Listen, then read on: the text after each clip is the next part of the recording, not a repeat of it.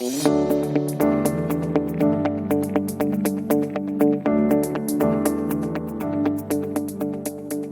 to another episode of Investing Compass. Before we begin, a quick note that the information contained in this podcast is general in nature. It does not take into consideration your personal situation, circumstances, or needs.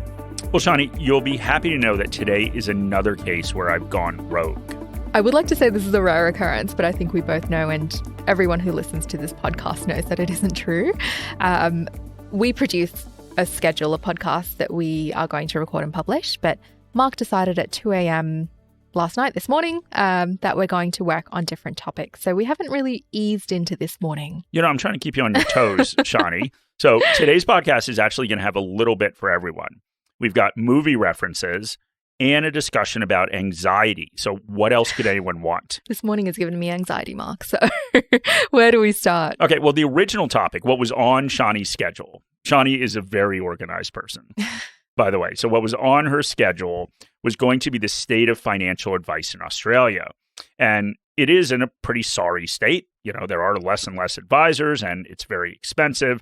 And consequently, most Australians can't afford it. And even those that can don't trust it, given all the truly terrible things uncovered during the Royal Commission. And that is a worthwhile topic to discuss. But we're not going to discuss it today. Not today. Okay. So one of the reasons both of us think that personal finance and investing is so important and why we're so passionate about it, it is because it's, of course, a pathway for independence. And financial independence can mean so much to people's lives.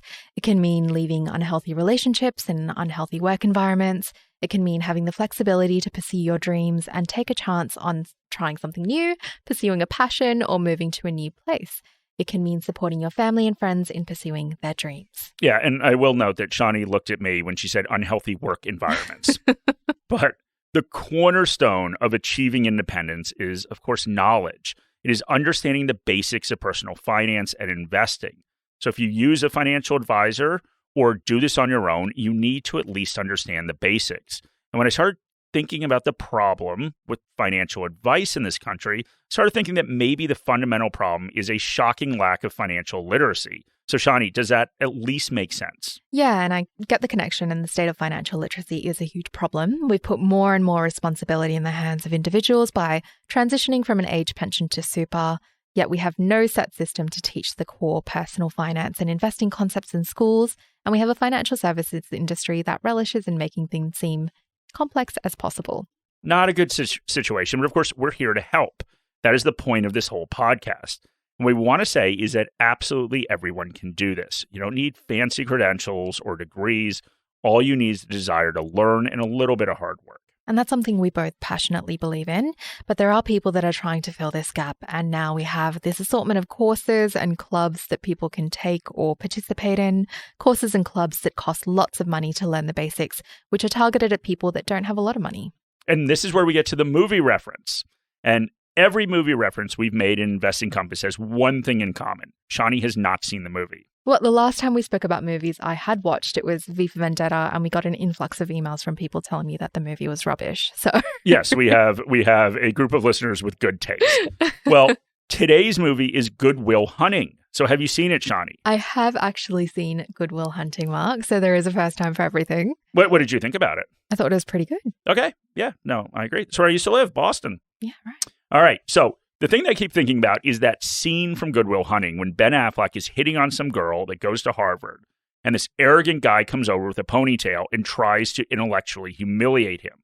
Well, Matt Damon eventually takes this guy apart and says at the end that he's going to realize one day that he spent $150,000 on an education, but he could have gotten the same thing for $1.50 in late charges at the library.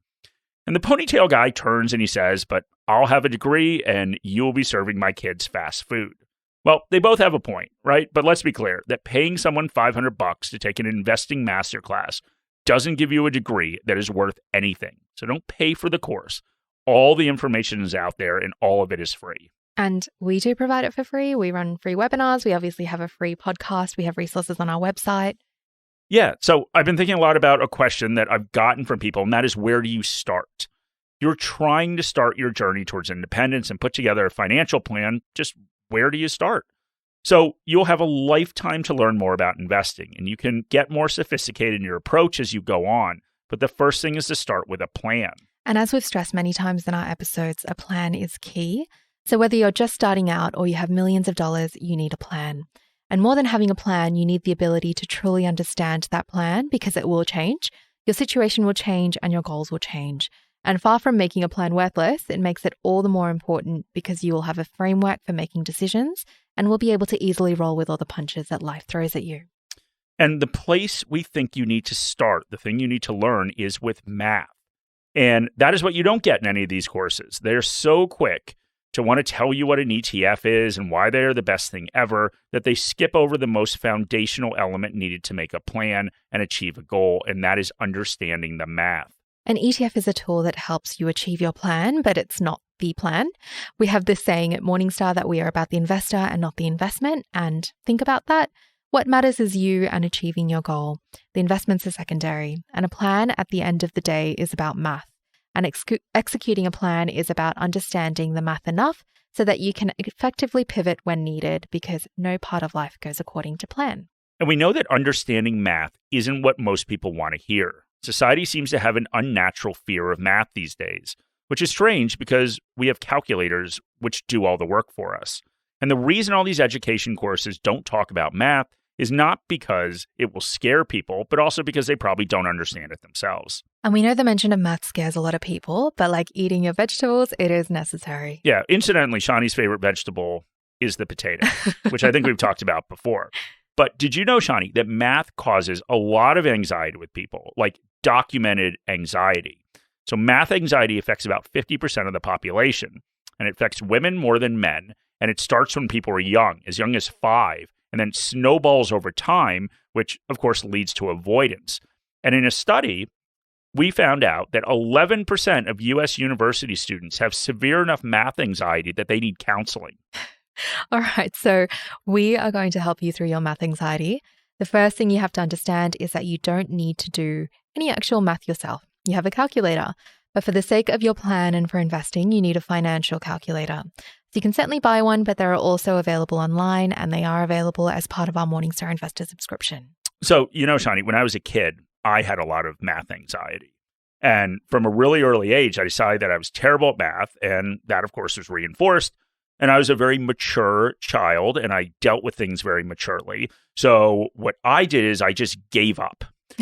So shockingly, that didn't make me any better at math. Should you be reclining on a couch right now? Probably. And I just didn't develop any confidence with math until I started studying for the CFA exam. And I think this was because I was interested in investing and interested in trying to build a better future for myself. So once I discovered how to use a financial calculator, I would just sit there and explore different scenarios. If I save this much for this long and earn this return, how much would I have? And the interesting thing about all this is I felt like it ingrained in me the universal truth about investing that ultimately slow and steady wins the race. It gave me a sense of purpose with saving and investing that I knew other people didn't have because they didn't truly understand the relationship between the different elements that lead to wealth.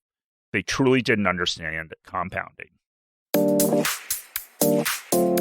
Morningstar Investor is built for investors by investors. It provides independent research and data on over 40,000 securities, tools to build and maintain an investment portfolio, and investor education resources to support you, regardless of where you are in your investing journey.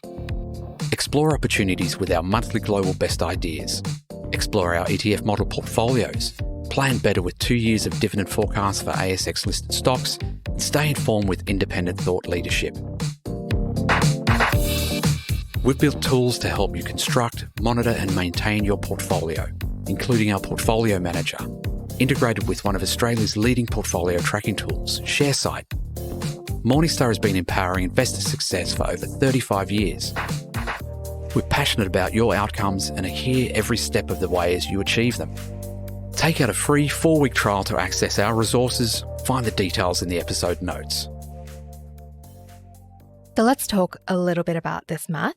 We want to run a scenario that is a little different than the one you always hear. It's showing how much you need to start saving at different stages of your life in order to get to $1 million. And this is a good exercise because starting early is really important, but we don't think it fully captures the interplay between the different elements. Let's start with the basics. If you get a 7% return and start with no money, you would need to save $2,000 a month to have $1 million in 20 years. So then normally you hear that if you have 30 years, you only need to save $875 a month.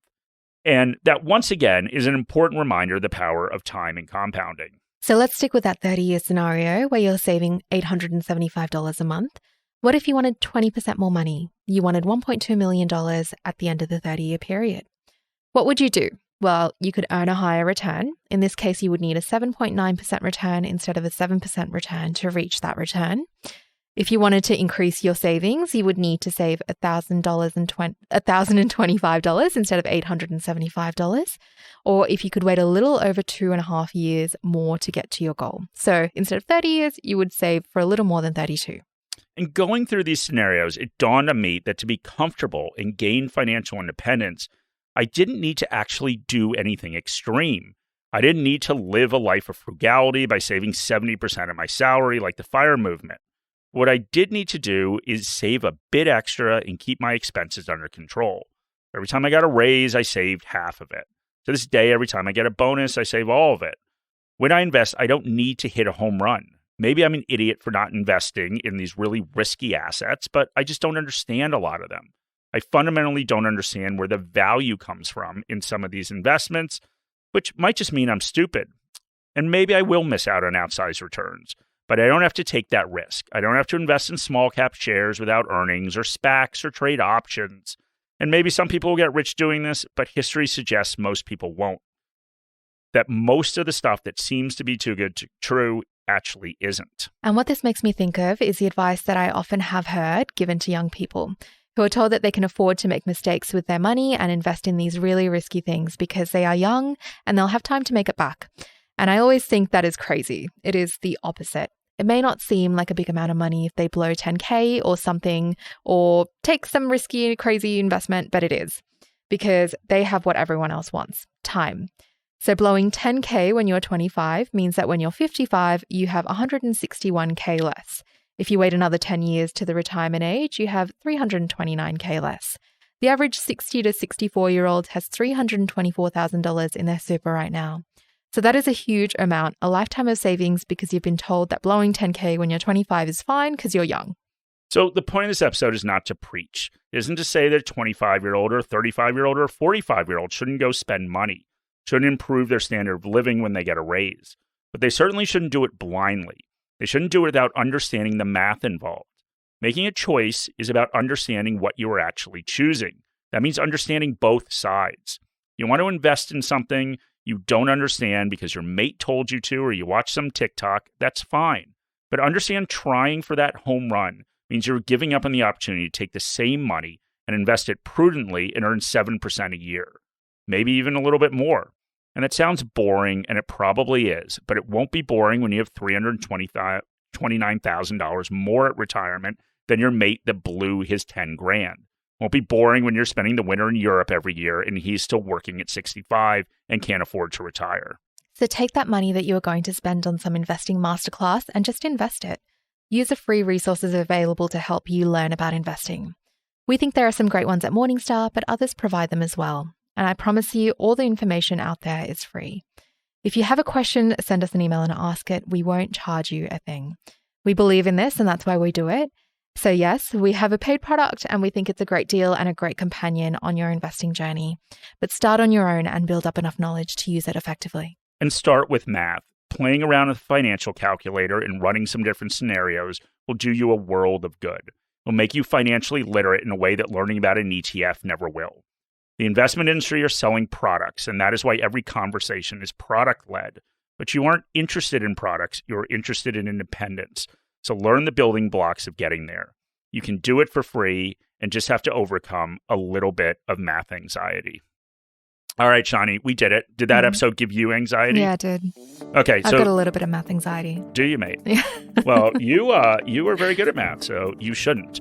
So what you did miss during the episode is Shani had this big puffer jacket on, and it was rubbing against the table. So she had to take off her puffer jacket, and we had to pick this thing back up. But we made it. Riveting stuff. I know, very riveting stuff.